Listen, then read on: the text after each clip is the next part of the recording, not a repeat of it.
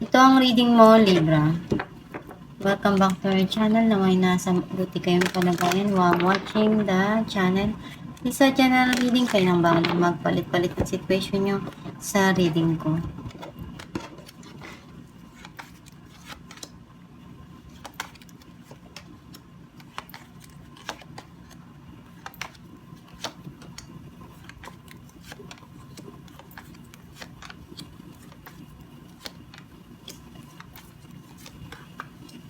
At the bottom of the deck, Two of Swords. I feel like yung nasisense ko na kita ko dito na may mga bagay ka dito na ginagawa na desisyon pero naguguluhan ka pa kasi andun sa point na hindi mo nakikita kung ano yung tama para dun sa sitwasyon na yun. Makikita mo na nakapiring ka pa dito. And some of you, marami kang na-overcome na pagsubok sa buhay mo. And sobrang dami mong pinagdaanan. Ang mensahe ng card mo, nakikita ko na nandun yung naghihil ka na.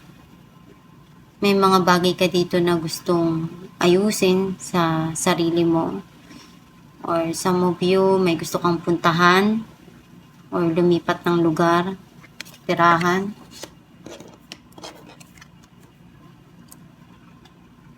Merong tao na nagpapayo sa'yo, pwedeng magulang, or someone na mas ahead sa'yo.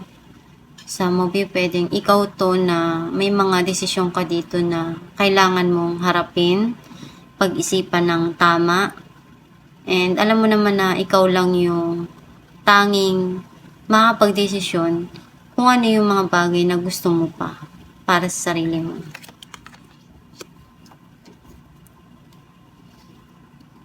May parating na magandang balita. And nakikita ko dito na may mga gusto ka pa na gawin. Umpisahan na project or iniisip mo kung paano mo bibigyan ng justice or something na makuha yung gusto mo dun sa isang part ng passion na pinagdaanan mo or nangyayari sa buhay mo.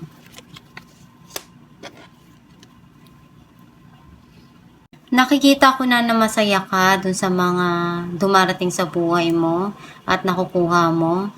And some of you, nakikita ko na nagkakaroon ng pag-unlad sa financial. May darating na bago na pag-ibig para sa'yo, pwedeng proposal or something na ibibigay sa'yo na alam mong nandun yung pagmamahal. Pwedeng ikaw din to, ikaw yung nagpupuno ng pagmamahal na sa tingin mo, kaya mo na ibigay or punuan. May mga option na binibigay sa'yo kung ano ba yung dapat mong piliin pero naguguluhan ka pa. Kahit na alam mo naman sa sarili mo na ito yung dapat. Pero may mga sumisegue. Kumbaga, may mga bagay kasi na nagpapagulo sa isip mo.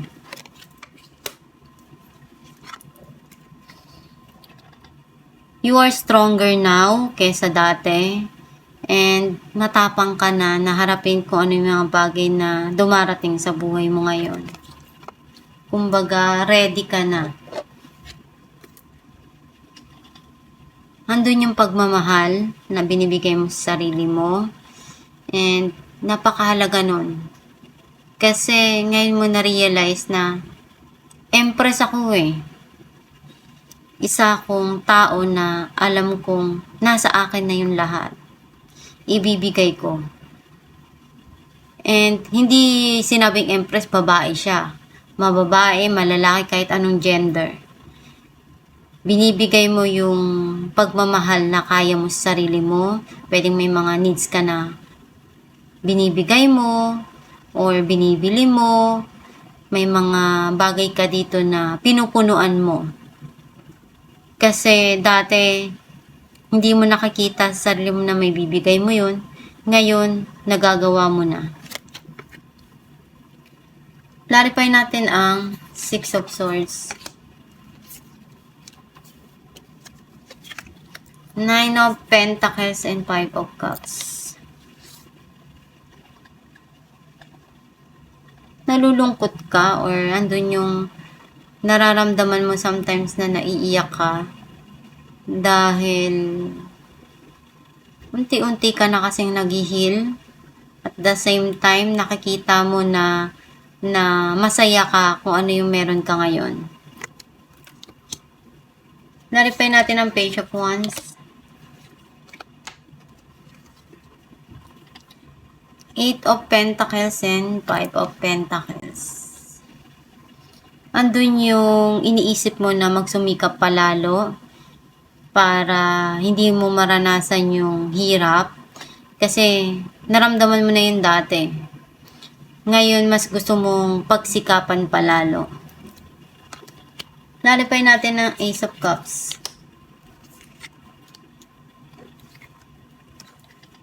Nine of Swords and Justice. May mga gumugulo sa isipan mo dito pagdating sa mga bagay na nangyari sa buhay mo sa nakaraan. And you're trying to balance everything and may hinahanap ka dito na justice na gusto mong makuha. Some of you magkakaroon na ng clarity kung ano yung mga nangyari sa nakaraan na nagbigay talaga sa'yo ng sobrang stress yun. Clarify natin strength. Nine of Wands and Three of Cups.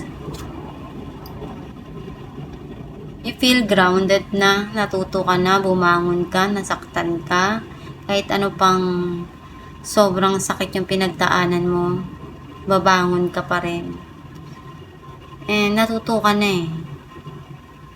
Magkakaroon man ng pag-aayos dito, ng reconciliation, magkikita, pero alam sa sarili mo na marunong ka nang i-handle yung sarili mo na hindi ka na masasaktan. Kumbaga, kung dati 100% mo binibigay, ngayon hindi na ganun. Clarify natin King of Swords. King of Wands and Two of Swords. Very passionate tong tao na to. And masungit. Magagalitin. Pinagdaanan mo yun.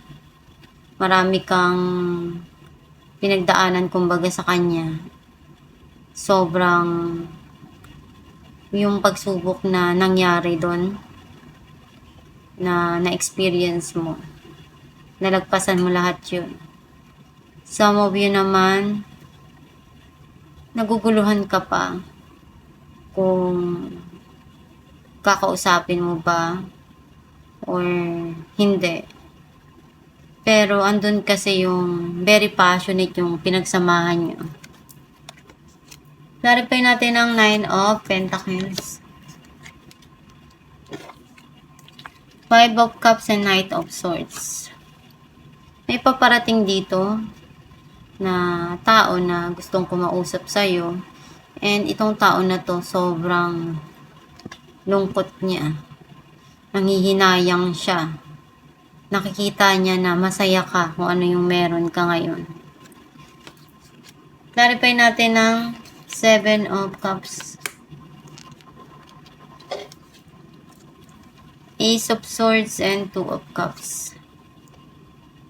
May bagong ideas or communication na darating sa'yo. This is a new beginning for you. Andun yung pagmamahal, soulmate, and proposal, engagement. Pero naguguluhan ka pa.